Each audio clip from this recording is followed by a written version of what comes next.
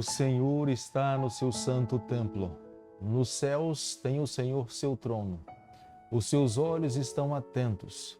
As suas pálpebras sondam os filhos dos homens. Salmo capítulo 11, verso 4. Que o Eterno nessa manhã visite o seu lar, que Ele esteja ao seu lado, que Ele lhe cubra de bênçãos, que esse dia seja um dia de bênçãos na companhia do Senhor. Quero clamar a Ele pedindo para que os nossos planos e sonhos e projetos se concretizem na sua companhia. O salmista Davi, no Salmo 11, verso 4, nos abençoa nessa manhã falando: o Senhor está no seu templo, lá no céu, no seu trono, os seus olhos e as suas pálpebras sondam os filhos dos homens. Como é confortante saber que nós temos um sumo sacerdote no santuário celestial intercedendo por cada um de nós. Ele conhece as nossas limitações porque um dia também ele pisou nessa terra. Ele viveu as mesmas experiências que nós vivemos na condição humana.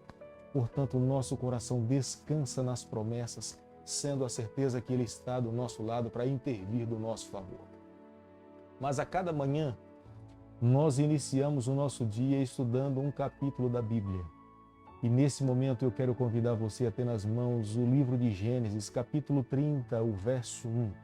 Nessa manhã tenho certeza que o tema que nós iremos estudar aqui, as histórias que estarão relacionadas em análise no capítulo 30, serão de grande valor para o nosso crescimento espiritual. Capítulo 30, o verso 1. Vendo Raquel que não dava filhos a Jacó, teve ciúmes de sua irmã e disse a Jacó: dá-me filhos, senão morrerei. Enquanto Lia, dentro do lar, se empenhava com todas as suas forças para conseguir o amor do seu esposo, Raquel se empenhava com todas as suas energias para se tornar mãe.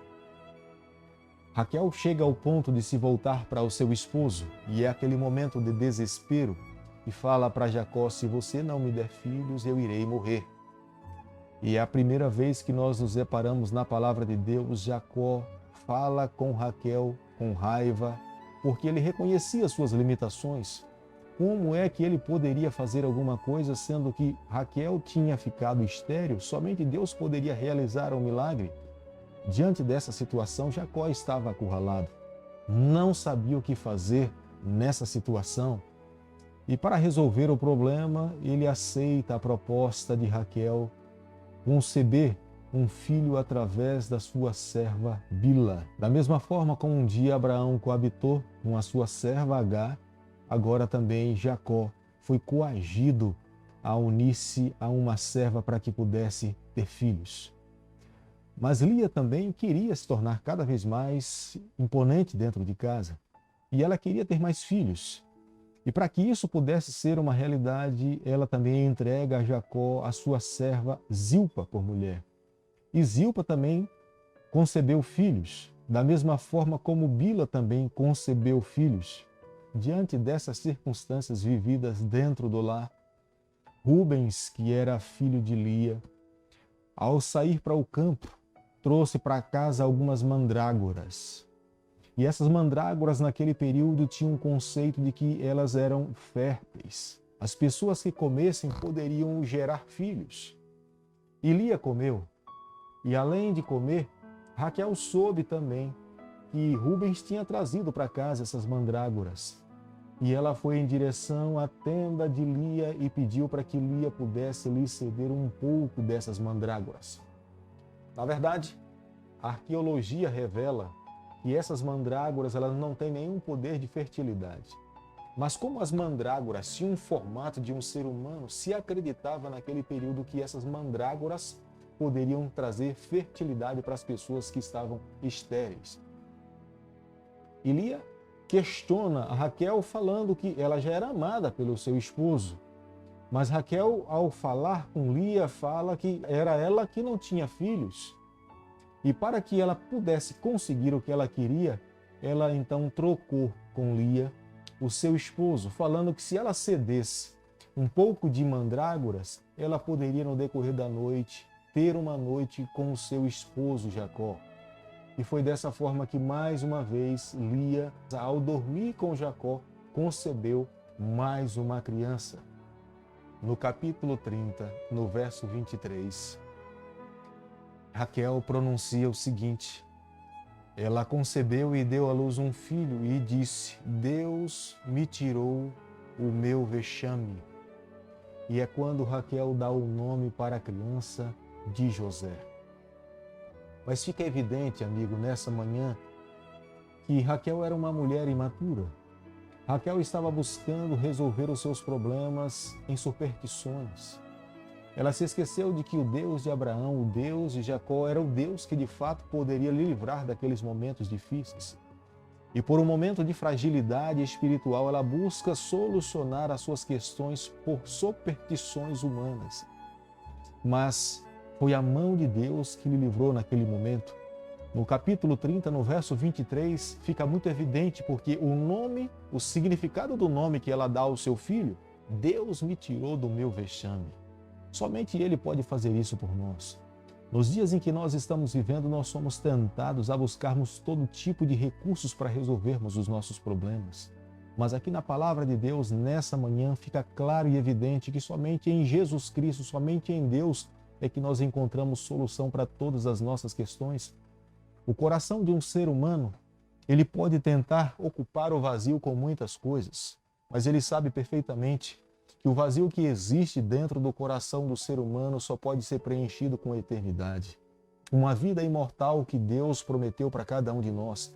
Se nós não permitirmos que o Senhor ocupe o centro, ou o controle, ou o trono do nosso coração, sempre tudo aquilo que nós colocarmos no lugar do Senhor, ainda ficará faltando alguma coisa. Não estará completo num todo. Mas nesse momento, ao olharmos para a experiência da vida de Jacó, da sua família, é necessário reconhecer que somente no Senhor é possível viver uma vida plena. Jacó reconhece na sua trajetória ao estar ali na casa de Labão, seu sogro, que os momentos que ele deveria ficar por ali estavam chegando ao final. E ele teria que voltar para a terra dos seus pais. E se aproxima de Labão, que ele agora deveria permitir, porque o tempo que ele estava ali já tinha sido suficiente da sua convivência.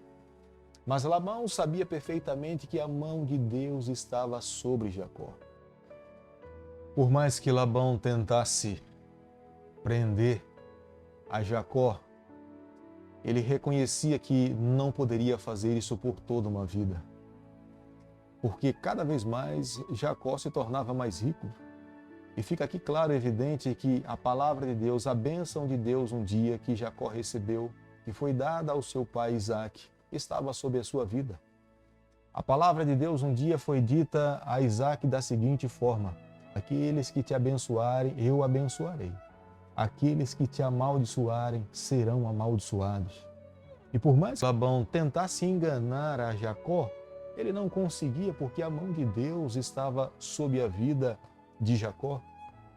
Fica aqui uma lição para nós nessa manhã. Nós reconhecemos que Deus também quer nos abençoar. As bênçãos de Deus estão sobre a nossa vida. É por isso que com as nossas próprias mãos nós não precisamos fazer justiça, porque se nós somos abençoados por Deus, consequentemente, aqueles que tentarão fazer algum mal a mim ou a você, eles mesmos serão prejudicados. As mãos de Deus estarão sobre a vida dessas pessoas. Deus irá fazer justiça, mas é claro, nós precisamos esperar no tempo do Senhor. Quantas vezes nós nos esquecemos da justiça divina e com as nossas próprias mãos nós queremos fazer justiça? E aí é onde nós perdemos a nossa batalha, é onde nós somos prejudicados. Mas se nós esperarmos no tempo do Senhor, no momento dele, por ele, tenha certeza, Deus é justo, ele é íntegro, ele não se esquece e no seu tempo, no momento certo, ele irá intervir, irá agir ao nosso favor. Para que nós possamos concluir nessa manhã o capítulo 30 do livro de Gênesis, quero deixar aqui alguns pontos para você refletir. Aquele que sonda os corações e conhece exatamente quais sejam os nossos defeitos de caráter, e mediante as suas inúmeras misericórdias, ele procura corrigir cada um dos seus filhos. Foi dessa forma com Jacó, foi dessa forma com Lia, foi dessa forma com Raquel, e não será diferente conosco. Deus sempre procurará um meio para tentar corrigir a nossa visão e a nossa vida e os nossos defeitos. Por muitas vezes nós não poderemos, por muitas vezes é bem possível que em nem todo momento nós consigamos compreender o agir de Deus e a paciência de Deus em nossa vida. Mas é necessário esperar no tempo do Senhor. Precisamos esperar porque um dia Ele se fez carne e habitou entre nós. Ele conhece as nossas limitações. Ele sabe aonde nós estamos sofrendo. Ele pode suprir as nossas necessidades e pode nos conceder a vitória. Se tão somente nós confiarmos em Suas mãos, na Sua direção, tenha certeza, nós receberemos a bênção do Senhor e alcançaremos a vitória. Querido Pai, nessa manhã nós nos colocamos em Tuas mãos, reconhecemos as nossas limitações, nós queremos a cada dia viver o Teu ideal. Fica conosco no decorrer desse dia, é o nosso pedido, é a nossa oração e nós fazemos em nome de Jesus. Que o Senhor te abençoe e te guarde, que Ele faça resplandecer o seu rosto sobre você, que Ele tenha misericórdia de você, que sobre você nessa manhã Ele levante o seu rosto e conceda a sua paz em nome de Jesus.